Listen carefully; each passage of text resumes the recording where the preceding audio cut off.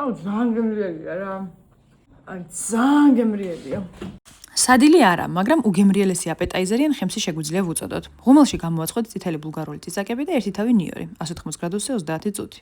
შემდეგ არაჟანს, კრემყოლს ან ბერძნულ იოგურტს მე არაჟანი მქონდა და ახეხეთ ლიმონის ცედრა, მოაყარეთ დაღერღილი წიწაკა და სვანური მარილი. კარგად გადაურიეთ და ცოტა ხნით გვერდით გადადეთ. შემდეგ სხვილად დააკუცმაცეთ ნიგოზი, ასევე დაჭერით მწვანილები, მწვანე ხახვი და კამა. ქინძიც ძალიან მოუხდება, ან დაუმატეთ, ან კამა ჩაანაცვლეთ ქინძით. მწვანე ხახვს ნუუღალატებთ.